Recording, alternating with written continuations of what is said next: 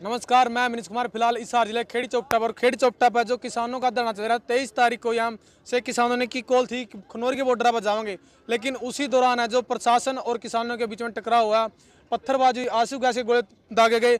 लेकिन फिलहाल की अपडेट है जो यहाँ पर जो धरना जो खत्म कर दिया, जो इस धरने का समापन कर दिया है। और किसानों की मांग, अगर पुलिस की तरफ से कोई कार्रवाई करी जाएगी या फिर जो चोट लगी है पुलिस वालों के किसानों को, उसके ऊपर कोई अगर पुलिस कार्रवाई करा है तो दोबारा से फिर धरना को लगाया जा सका है। तो फिलहाल जो इस धरने को समापन कर दिया है और विकास शीर्षक किसान नेता हमारे साथ, उनसे बातचीत करेंगे पूरी की पूरी से धरने को लेकर। तो हमारा जो मकसद था, जो संदेश था पूरे देश के किसानों को कि भाई हरियाणा का किसान डरा नहीं है, ये हमारे संस्कार है कि हम लड़ते नहीं।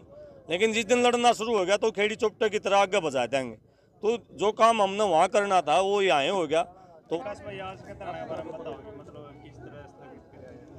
देखिए, खेड़ी चौपटा के अंदर जो पिछले कई दिनों से धरना चल रहा था, पहले तो मैं ये बता दूं, ये धरना किसी अलग सी मांग के लिए नहीं था। ये धरना था खनौरी बॉर्डर के किसानों का समर्थन करने के लिए, उनके ऊपर हो रहे अन्याय को रोकने के लिए।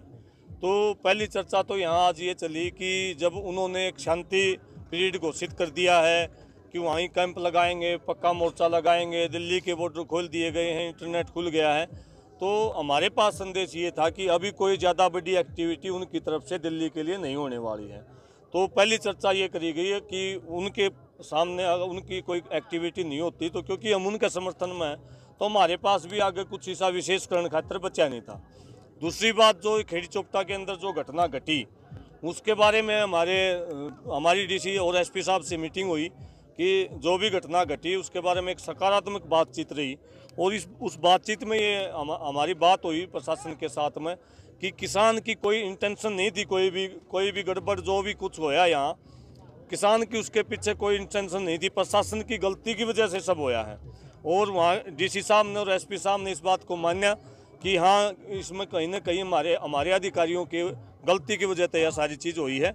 और उन्होंने उस अधिकारी के ऊपर जांच करने की, उनकी जांच बिठाने की भी बात हमारे से करी है।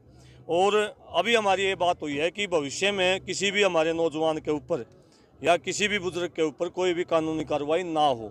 अगर इस प्रकार से कोई कानूनी कार्रवाई भविष्य में होती है या सरकार अपनी बातचीत पर पीछे हटे तो निश्चित तौर पर ये आंदोलन हमने स्थगित कराया है, समाप्त नहीं कराया है। और अगर कोई कॉल आती है, अगर संयुक्त किसान मोर्चा सारे के सारे इकट्ठे होकर कोई किसान कोई कॉल देते हैं, क्योंकि आगे आने वाले समय में आचार संहिता लगनी है तो बहुत कम समय बचा है, कोई बड़ी मांग पूरी करवाने का बहुत कम समय बचा है।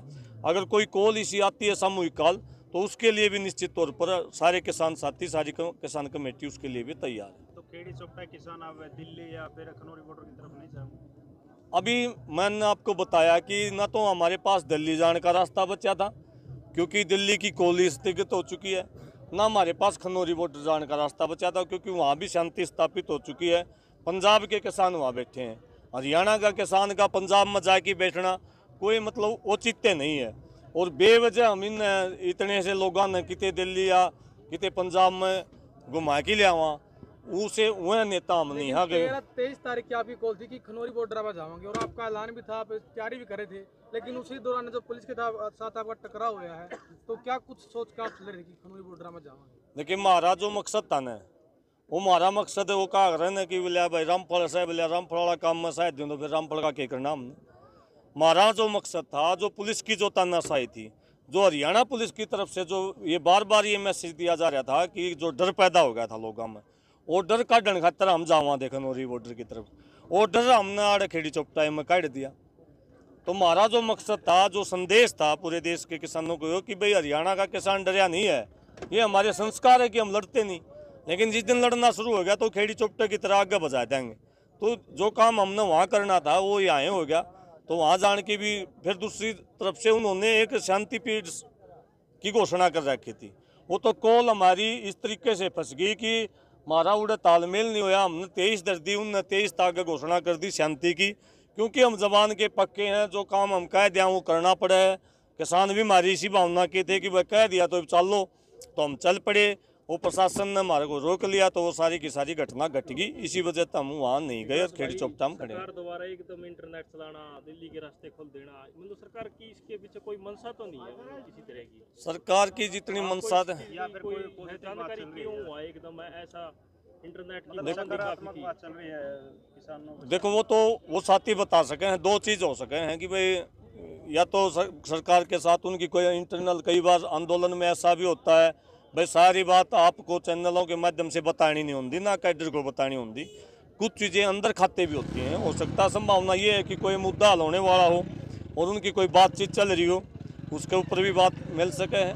हो सके भाई सरकार न पता चल गया भाई आचार संहिता के नज़दीक जाने लग रहे हैं तो चुनाव में जाने लग रही है सरकार। हो सके इस चीज़ को भी देख के न किमिन उन्होंने फैसला ले लिया तो सरकार सोचे।